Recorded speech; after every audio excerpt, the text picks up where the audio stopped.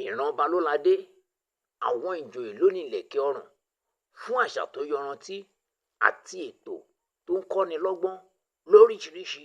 Ẹ máa wo tẹlifíṣàn ọmọ Yorùbá Àtàtà Óyá TV, ẹ máa bá wa ká lọ. Ẹ káàbọ̀ sórí ètò yín, ètò wa, ètò lórí iṣẹ́ ìwà pa. Mo kí ẹ̀yin ará ilé mi pé báwo ni o, iṣẹ́ ìwà pa àṣeyí ṣàmọ́dún a kú ọdún 2025. Ẹ káàbọ̀ sínú ọdún náà. Ọdún yìí yóò jẹ́ ọdún ìkórè fún wa. Àmín. Láti iléeṣẹ́ ọmọ Yorùbá Àtàtà láti kí í. Orúkọ tèmi náà ò yí padà, Máyọ̀wá Dèrè ọmọ Àjàní bàbá tó bí mi lọ́mọ, lórí ètò iṣẹ́ ìwà pa láti iléeṣẹ́ ọmọ Yorùbá Àtàtà. Lónìí bí ẹ ṣe mọ̀ bí a ṣe mọ̀ ṣe lórí ètò iṣẹ́ ìwà pa náà ni pé àwọn kí àwọn ènìyàn wa, àwọn aráalé wa, àwọn mọ̀lẹ́bí wa fún ọjọ́ ìbí, ìgbéyàwó tàbí oyè jíjẹ tàbí ọdún èyí tí a ṣe ní ọ̀sẹ̀ tó kọjá àbí ijọ́ mélòó kan sẹ́yìn sí, èyí tí a fẹ́ kí àwọn kan fún ọdún wípé wọ́n káàbọ̀ sínú ọdún 2025. Lórí ètò lónìí, èmi nìkan kọ́ ní ìdáṣe ètò bí ẹ ti ṣe ń wò mí, èmi nìkan kọ́ ní ìdáṣe ètò, àjùmọ̀ṣe ètò láṣẹ lónìí. Arákùnrin mi kan ni mo mú dání tí ó máa jẹ́ olùrànlọ́wọ́ mi, tó máa jẹ́ apá ọ̀tún mi lórí ètò lónìí. Ẹni náà ni Ọpẹ́yẹmí Ògúnmọ́dẹdé. Ẹ káàbọ̀ sórí ètò. Arákùnrin Máyọ̀wá ọmọ Àjàní. Mo jẹ́. A kú ọdún tuntun náà. Ó yọ̀ fún ọ. Èmi náà bá yín yọ̀. Ó yọ̀ fúnra mi. Ẹ kú lé ẹ̀yin ará ilé. Orúkọ mi ò yàtọ̀ o. Ọpẹ́yẹmí lórúkọ mi, Ògúnmọ́dẹdé bá tó bí mi lọ́mọ. Lórí ètò lénìí, a fẹ́ kí gbogbo àwọn ará ilé fún ọjọ́ ìbí àti oyè jíjẹ àti fún ìgbéyàwó. Ẹ máa bá a ká lọ. Ẹ káàbọ̀ sórí ètò padà náà. Wọ́n ti kí yín pé báwo ni iṣẹ́ ìwà pa lálàáfíà. Àlàáfíà náà lè àwa náà wà níbí. Láì fi àkókò àṣùfò rárá, a fẹ́ bọ́ sójú iṣẹ́ náà nìyẹn. Èmi máa wá kí àwọn fún ọjọ́ ìbí àbí àwọn tó bá ṣe nǹkan mi. Bẹ́ẹ̀ náà ni arákùnrin mi bíbí yóò máa bá mi kí àwọn tí ó ṣe ọdún, àwọn tí ó ṣe ìgbéyàwó lóríṣiríṣi. Ẹni àkọ́kọ́ tí a máa kí fún ọjọ́ ìbí, òun náà ni Mustapha Ṣọlágbadé. Oore ìbejì la fẹ́ kí fún. Ó ṣe ọjọ́ ìbí ní January 1st. Ó dẹ̀ tún dúpẹ́ lọ́wọ́ Ọlọ́run pé ó tún fi ọmọbìnrin kan kún, ó fi kún òun àti ìyàwó rẹ̀ láàrin. Ó pé ó kú ọjọ́ ìbí o, ó dẹ̀ tún kú ewu ọmọ. Mo gbàgbọ́ pé ẹ ti mọ ẹni tí mo ṣe òṣèré gbajúgbajà náà ni. Ní ọ̀sẹ̀ yìí níjọ́ méje sísìn báyìí nísìn, á lọ ọmọ jẹ oúnjẹ ìkómọ lọ́dọ̀ rẹ̀ ni. Ẹnì kejì tí mo fẹ́ kí náà ni òṣèré gbajúgbajà náà làwọn náà, Ibrahim Jekini Ìtẹ̀lẹ̀ aka The Icon. Àwọn náà ni à ń kí wọn pé wọ́n kú ọjọ́ ìbí o. Ẹ̀mí wọn ṣe púpọ̀ rẹ̀ láyé àti láyé ara wọn. More calendar to destroy. Àwọn náà ṣe ọjọ́ ìbí ní January 1st. Ẹ jẹ́ ká tún lọ sí ìpele tó kù. Mo ti sọ fún yín tẹ́lẹ̀ pé èmi nìkan kọ́ máa dá ṣe ètò. Ẹnì kejì mi náà wà bíbí. Ó wà ní ìkàlẹ̀ láti bá mi kí àwọn ọ̀pọ̀lọpọ̀ ènìyàn. O ṣeun Máyọ̀wá. Ìwé tí ń bẹ lọ́wọ́ tèmi, òun ni láti ọ̀dọ̀ gómìnà ìpínlẹ̀ Èkìtì, èyí tí ń ṣe gómìnà Abíọ́dún Oyèbámijí. À ń kí wọn kú ọjọ́ fún àṣeyẹ ìgbéyàwó èyí tí wọ́n ṣe fún ọmọ wọn ní ọjọ́ 4 oṣù kìíní ọdún tá a wà yìí. A gbà ládùúrà wípé ẹ̀yin ìyàwó ni mẹ́ni o, ẹ ṣeun. Ẹ ti gbọ́ bó ṣe ń lọ báyẹn náà. Gómìnà ìpínlẹ̀ Èkìtì ló ṣe ìgbéyàwó fún ọmọ rẹ̀ ní ọjọ́ 4 nínú oṣù kìíní ọdún 2025. Àwọn náà là á kí wọn láti iléeṣẹ́ ọmọ Yorùbá Àtàtà pé wọ́n kú ìgbéyàwó ọmọ wọn. Wọ́n jẹ èrè ọmọ. Ẹnì kejì tí ẹ jẹ́ ká bọ́ sí ẹnì tó kù ní ọwọ́ ìléwọ́ tèmi tí wọ́n ṣe ọjọ́ ìbí ní ọjọ́ 2 oṣù tí a wà yìí. Bẹ́ẹ̀ ni àwọn ọmọ oṣù yìí là ń kí lọ́wọ́lọ́wọ́ báyìí. Àwọn tí ó ṣe ọjọ́ ìbí ní January 1st àti ní 2nd àti àwọn ìtúbátúkù bẹ́ẹ̀ ti ṣe máa gbọ́ bá a ṣe ń bá a lọ náà. Ẹnì kejì àbí ẹnì kẹrin tí màá kọ́kọ́ kí náà ni Mrs. Molólúwa Ọlálẹ́yẹ. Bẹ́ẹ̀ ni ìdílé Olúwa la fẹ́ kí báyìí. À ń kí wọn láti ọ̀dọ̀ mọ́mì Similólúwa. Ìyá wọn náà ni wọ́n kí wọn láti ìlú Àkúrẹ́ pé wọ́n kú ọjọ́ ìbí o. Igba ọdún kan wọ́n mẹ́lẹ̀kẹ́ àṣeyí ṣàmọ́dún. Wọ́n máa ṣe mí o láyé àti láyé ara wọn. À ń tẹ̀síwájú náà ni ẹnì kejì tí a máa tún kí ní ọjọ́ 2 oṣù kìíní tí a wà yìí náà ni Abobiwi content creator. àwọn náà kí wọn wọ́n kí wọn pé wọ́n kú ọjọ́ ìbí ẹ̀mú òṣè púpọ̀ wọ́n máa búlò ju bọ́ ṣe wà yẹn náà lọ. Ẹnì kẹta tí a tún fẹ́ kí náà ni Olúwatìmílẹ́yìn Adékúnlé, arákùnrin wa, arákùnrin iléeṣẹ́ yìí àti arákùnrin gbogbo àwọn aráalé. Wọn á kí wọn náà láti iléeṣẹ́ ọmọ Yorùbá Àtàtà pé wọ́n kú ọjọ́ ìbí o, ẹ̀mú òṣè púpọ̀ rẹ̀. Lẹ́ẹ̀kan sí Mrs. Moyolúwa Ọlálẹ́yẹ, wọ́n kí wọn láti ọ̀dọ̀ ta ni ọ̀dọ̀ dádì Simi àyànfẹ́ wọn, bẹ́ẹ̀ ni ọkọ wọn. Wọ́n kí wọn láti ọ̀dọ̀ wọn pé dádì Simi kí wọn láti ọ̀dọ̀ dádì Simi in the person of Mr. Michael Ọlálẹ́yẹ. Bẹ́ẹ̀ ni àwọn náà kí wọn. Èmi nìkan náà máa dá ṣe ètò, ẹnìkejì wọn wà ní ìkàlẹ̀ láti bá wa tẹ̀síwájú sí i. Gbogbo ìjọ Grace of Salvation èyí tí ń bẹ ní Arádẹ̀mí ní ìlú Àkóbọ̀, ní agbègbè Àkóbọ̀ ní ìlú Ìbàdàn, wọ́n ń kí pásítọ̀ ìjọ wọn èyí tí ń ṣe pásítọ̀ Adéoyè Ọ̀ṣúnkúnlé wípé wọ́n kú àṣekù ọdún o. Wọ́n kí àwọn àti mọ̀lẹ́bí wọn pé àṣẹ ń ṣàmọ́dún, ojú tó rọ́dún yóò tún rí mìíràn o.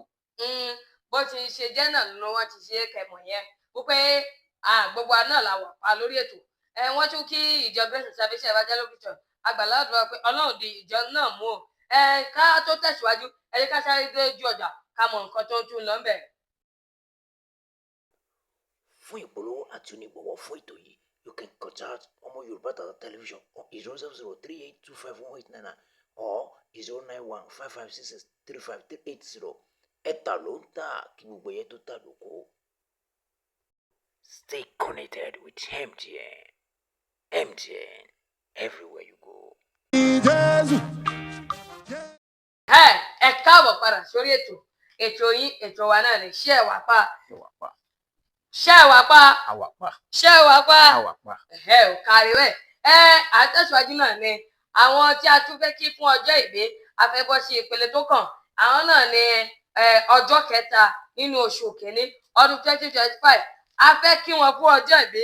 Àwọn náà ni Adámọlẹ́kun Tèbọ̀ láti ìlú Àkúrẹ́ òní wọ́n wà tí wọ́n ti ní pé ká mọ bá wọn kí wọn láti ìlú Ìbàdàn láti orí tẹlifíṣàn Ọmọ Yorùbá Àtàtà pé wọ́n kú ọjọ́ ìbí o láti ọ̀dọ̀ tare láti ọ̀dọ̀ ìyá wọn olólùfẹ́ wọn Mrs. Fáyọ̀kẹ́ Adámọlẹ́kun. Wọ́n ní pé ká mọ bá wọn kí ọmọ wọn pé wọ́n kú ọjọ́ ìbí o, ẹ̀mí ò ṣe púpọ̀ rẹ̀ láyé àti láyé ẹran. Àwọn ò ní fojú sunkún ọmọ o, àwọn náà ò dẹ̀ ní fojú sunkún àwọn èèyàn ará lé wa. Ẹnì kẹta tí a tún fẹ́ kí ní ọjọ́ kẹta ní oṣù tí a wà yìí, òun náà ni arábìnrin wa Ọmọdásọ́lá Yẹ̀kínì, that is Ọmọdásọ́lá Yẹ̀kínì. Òun là á kí láti iléeṣẹ́ Ọmọ Yorùbá Àtàtà tí ẹ̀ tí wọ́n wà lọ́wọ́lọ́wọ́ yìí láti kí i pé ó kú ọjọ́ ìbí o, ẹ̀mí rẹ̀ ó ṣe púpọ̀ láyé àti aláyé rẹ̀. Èmi nìkan kan náà mo tún wà lórí ètò bákan náà. Ọpẹ́yẹmí Ògúnmọ́dé bẹ́ẹ̀ níkàlẹ̀ láti ràn mí lọ́wọ́ torí ó ti fẹ́ wá mọ̀ ẹ̀bí báyìí. Ẹ tẹ̀síwájú sí i. Àwọn ẹbí Ògúnlúsì nílùú Èkìtì èyí tí ń ṣe Mẹ̀sí Èkìtì, wọ́n ké ènìyàn wọn Dr. and Chief Mrs. Adéyẹmọ tó wà ní ìlú Amẹ́ríkà.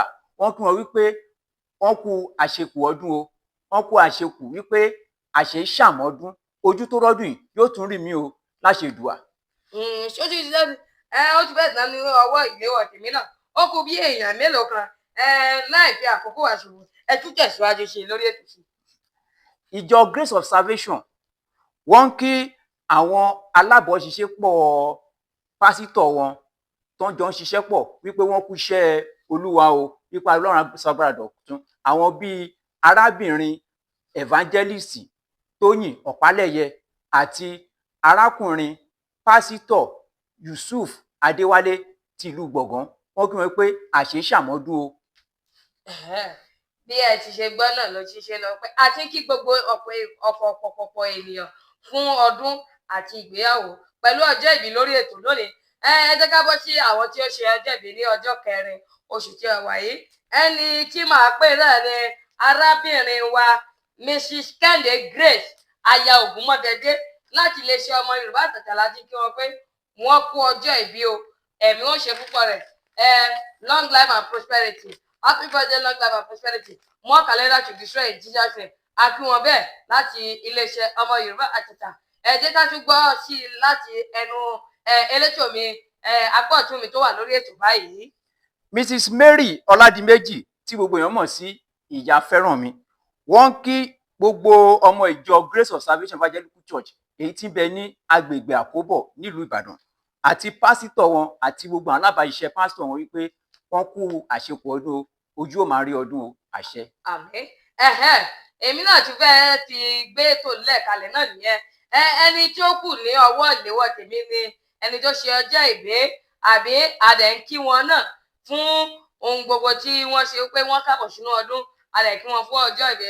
Àwọn náà ni Bùkọ́lá Arúgbá àti ọkọ rẹ̀ Dàmọ́lá Ọlátúnjí fún ọjọ́ ìbí àwọn ìbejì wọn èyí tí ó wáyé. A gbà ládùúrà fún wọn pé àṣẹ iṣẹ́ èmi o, wọ́n máa rí ojú tuntun ọmọ wọn ni o, wọn ò ní mọ òkú ọmọ o.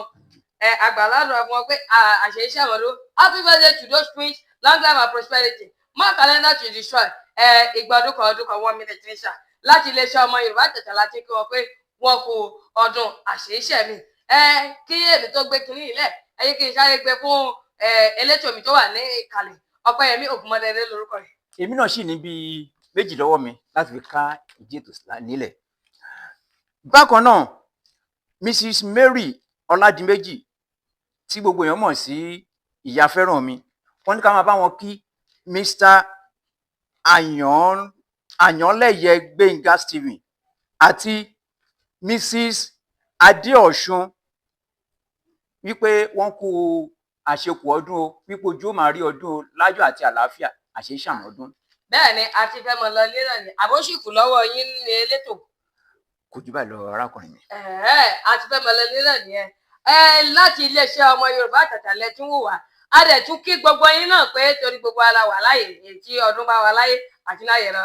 A kí yín láti iléeṣẹ́ ọmọ Yorùbá Àtàtà ìyẹn ara lè wá gbogbo pé ẹ káàbọ̀ sínú ọdún 2025 àyè ìṣàmọ́dún ọdún yìí yóò jẹ́ ọdún ìkórè fún wa. Bákan náà orúkọ mi ò yí padà, Máyọ̀wá David ọmọ Àjàní lórúkọ tí mò ń jẹ́, Àjàní bàbá tó bí mi lọ́mọ lórí ètò yín ètò Àṣẹ Wà Pa láti lè ṣe ọmọ Yorùbá Àtàtà.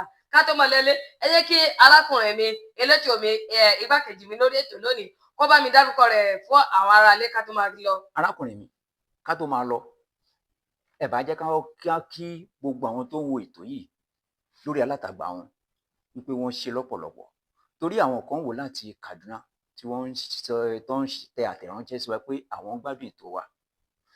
A wá rọ̀ wọ́n, a bẹ̀ wọ́n wípé kán túbọ̀ máa bá wa pín káàkiri, kán fọ́ káàkiri. Ẹ like kẹ́ follow. Kán dẹ̀ máa share rẹ̀. Àlàáfíà o, orúkọ mi kò yí padà o, Ọpẹ́yẹmí lórúkọ mi, Ògúnmọ́dé bá tóbi lọ́mọ. Báyìí bí ẹ ti ṣe jẹ́ orúkọ wọn náà nìyẹn, Ọpẹ́yẹmí Ògúnmọ́dẹ̀dẹ̀ bàbá tó ń bí wọn lọ́mọ. Bẹ́ẹ̀ ni èmi náà kò yí padà, mo ti dárúkọ mi náà kan, Máyọ̀wá David ọmọ Àjàní bàbá tó bí mi lọ́mọ. Ẹ má ṣe gbàgbé pé ètò yín ètò wa Ṣé Wà Pa lọ́wọ́. Ẹ̀yin ará mi Ṣé Wà Pa á sì mọ̀ pàdé. Ẹbí ní sẹ́rí wá rẹ̀ ọ́ níbi tẹ̀ràn wá lọ́wọ́ dé. Ká máa jó káyọ̀ ká fògo fólú.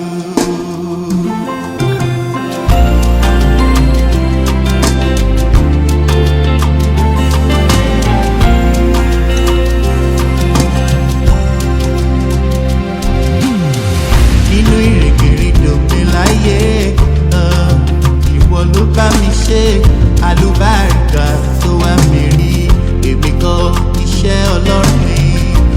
Ewu gbogbo tí mo là kọjá